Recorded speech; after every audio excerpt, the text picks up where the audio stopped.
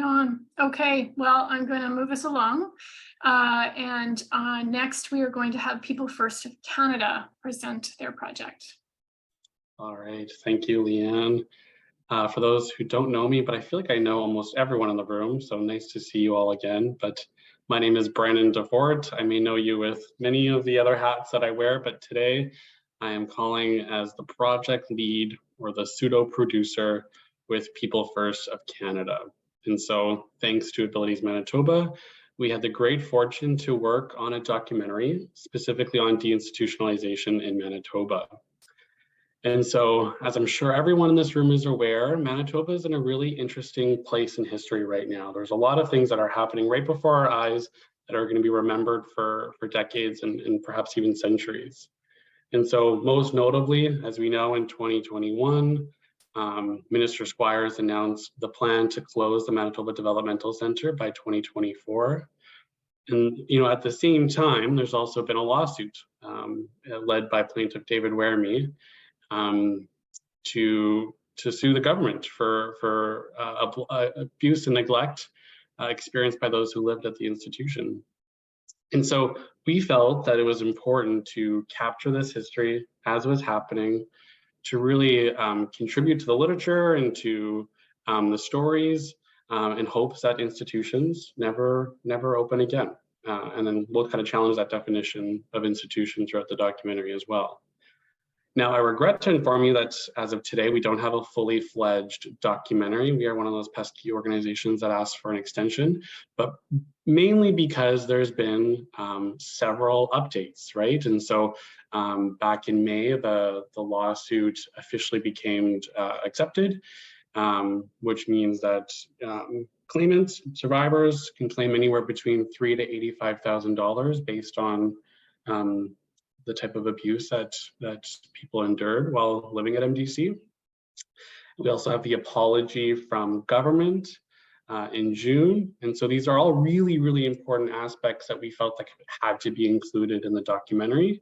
And so we went from 14 interviews feeling really confident in our direction, and now we have over 60 hours of footage that we have to somehow condense into a nice, neatly packaged documentary. So that's the work we've been up to, is really just editing so it can be available to everyone. The plan right now is to finish by November 1st. Well, that will be the plan. It will be done by November 1st. And then we're hoping to do a premiere. We would love to do a little premiere and bring everyone back who helped the documentary, because it's been many folks. So given I can't show you much, I thought, well, why don't I talk about some of the folks that we interviewed and go with that. Yeah, so what I will say is, although I won't dive into too many of people's stories, I may quickly touch on them. So that's just a warning about that I may talk about institutional abuse. And so if that's something that you may not be able to be present for, I just encourage you to take what you need. So let me share my screen. And then let me get organized here. So everyone knows this guy in the room. It's quite the legend here in Manitoba, and proud and honored to call him a good friend of mine. So David Weremy, we couldn't do this documentary without David as the lead plaintiff on the lawsuit. Someone who produced and directed the Freedom Tour. He had to be a strong highlight in the documentary. And so you might recognize the background there, but that's actually the Canadian Rights or the Museum of Human Rights. And so they graciously donated their space to us. We went there on a Monday while they were closed and gave us full freedom to do whatever the heck we wanted in their building. So big kudos and shout out to them. Because of these recent developments in the case and MDC closing and the apology, we've actually been able to follow David along the way, which is neat. So we got to get his immediate reaction from the apology. When the lawsuit was settled, he shared a moment with his good friends Chris and Shelley, and they popped a bottle of champagne that the lawyer had gotten him. So all of these really beautiful moments we got to capture on screen. And of course, we also learned some of the hardships that led us here today, and the abuse that he had to endure, and the decades of trying to escape the Manitoba school, which was what was named at the time. So we also interviewed 3 other survivors of MDC. And so some people in the room will definitely know this really energetic, outgoing, sociable guy. This is Carrie. And so Carrie, interestingly, has lived in the institution for a really, really long time. We're talking decades, and only, recently moved out and has got to enjoy the richness that his community has to offer. And so his story, I thought, is really unique just because of that longevity he's had in the institution. Next, we have Michael Filbert here. A lot of people will also know Michael. So unlike Carrie, Michael actually had a very short time living at MDC, but unfortunately the impacts, of course, are still going to be long lasting and yeah, problematic even to this day. Michael was very brave and open in his sharing, and it was an emotional day for everyone, but I think in particular for Michael as well. Again, another familiar face for some folks in the room. This is Liz Friesen, a beautiful woman who also has now become a friend. She has a really horrific story about family living in the institution with her, abuse, sexual abuse, and all the horrible things that you can possibly not imagine. But what I will share, kind of a beautiful moment on this day, November 14th, at the museum, was that David Waremy had just finished his interview, and I was kind of helping him back to the lounge area where we had lots of food and lots of good conversation. And then Dave and Liz started connecting, and they started chatting, and Dave was like, hey, this is interesting. I actually dated an Elizabeth Cook in the institution when I was at MDC. And then Liz says, well, I'm Elizabeth Cook. I got married, and Cook is my maiden name. And so they had this really, really beautiful, intimate, emotional reunion after not seeing each other for some time.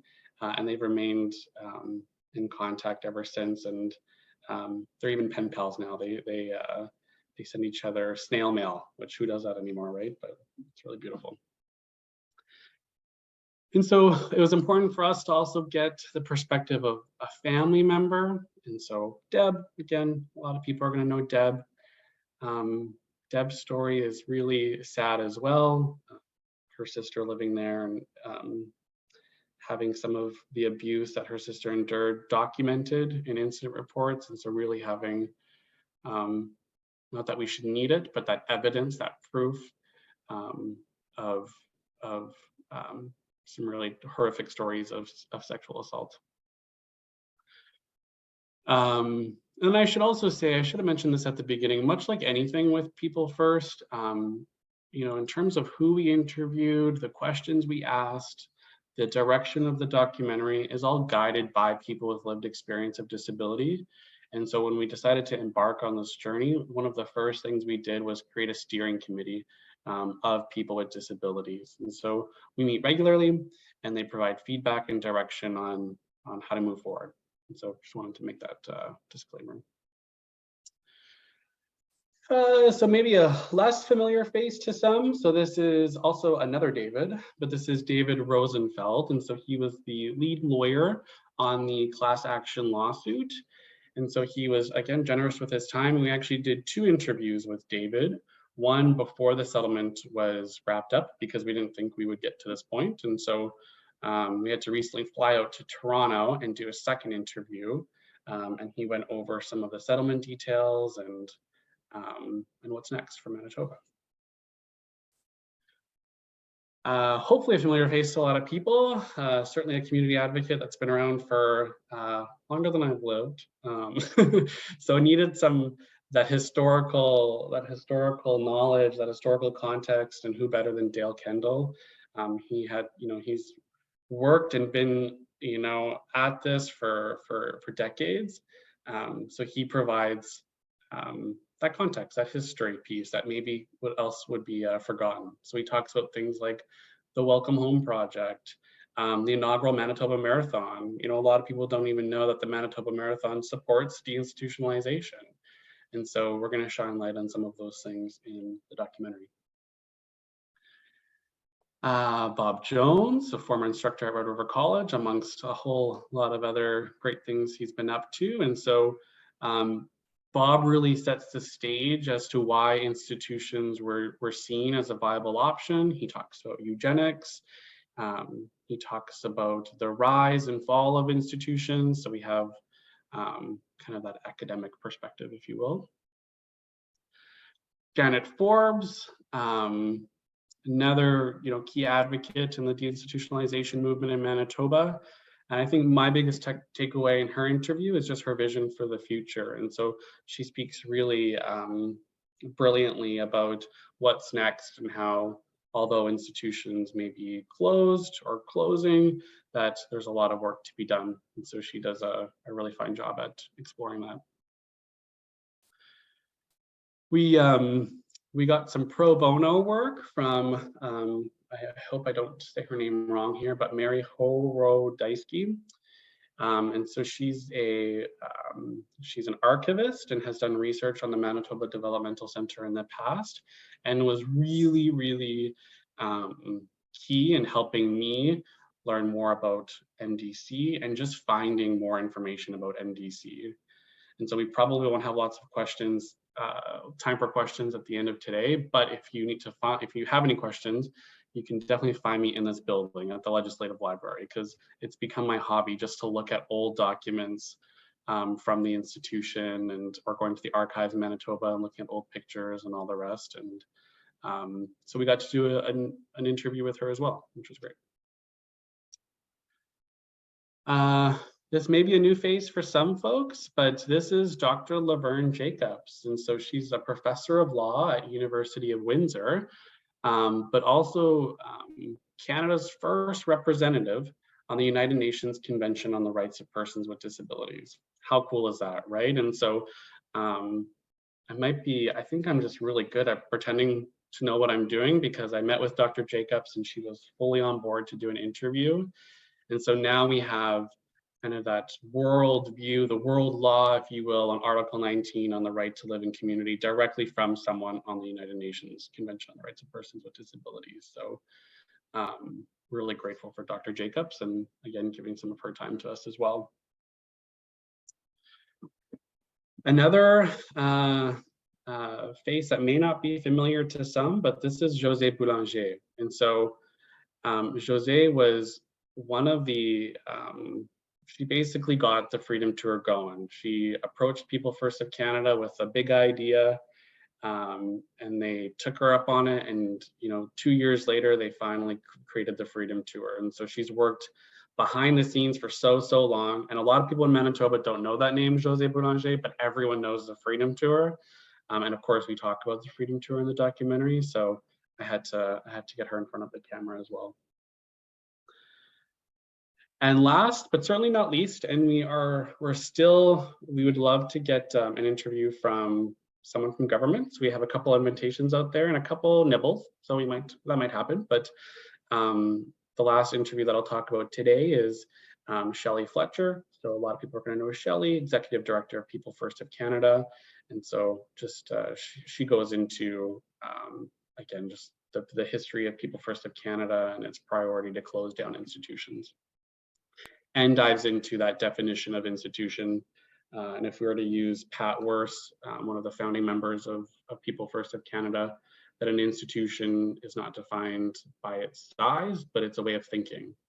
And so that's going to be one of the takeaways that we leave with the audience, that even though these large brick buildings may be closing, someone who lives by themselves in an apartment or in a group home with 3 or 4 people could still experience institutionalization.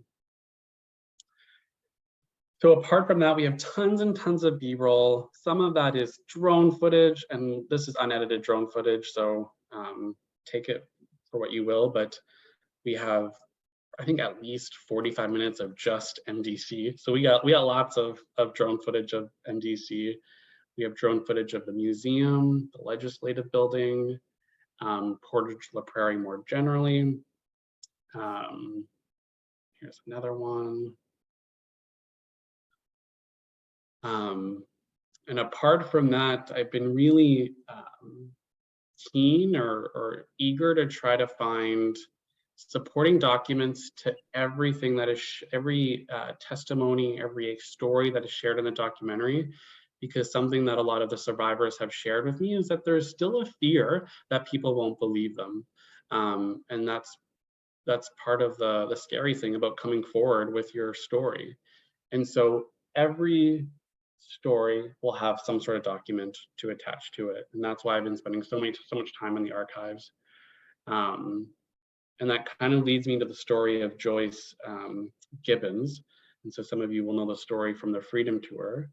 But Joyce in the 60s had, their story is that on a cold winter day, late afternoon, early evening, she went up the water tower that's no longer on the grounds of MDC, and there's some disagreement on whether she jumped on purpose because of her life was, she wanted to choose to end her life, or if it was an accident and that she slipped.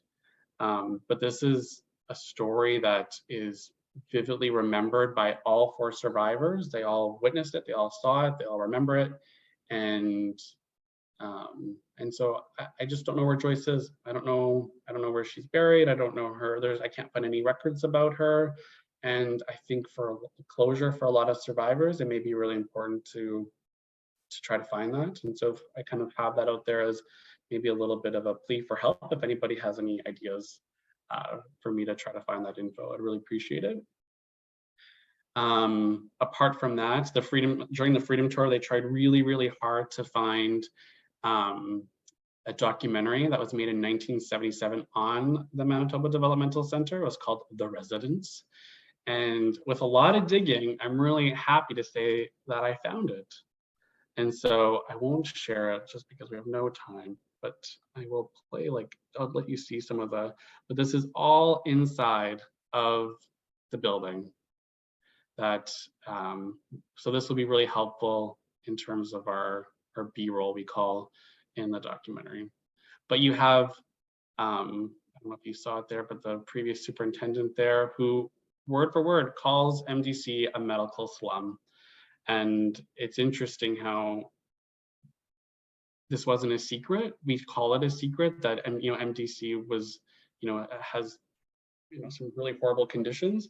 But even in the 70s, they were talking about the understaffing, the overpopulation, the experiences of people in institutions, yet even today it remains open. And so, yeah, I just think that's an interesting quote from the superintendent. Okay, I think I'm over time. Am I over time? Okay, yeah, okay. Yeah. I was trying to yeah, I could kind of see you. Yeah, so I'll end it at that, but stay tuned. We're still in the hardest part so far, aside from hearing and capturing people's stories, is finding a name. Oh my gosh, it's a lot of pressure. So we're still untitled, but we're close to finding a name, and we'll create a social media awareness campaign so you can follow along and watch it when it's done. So thanks a lot.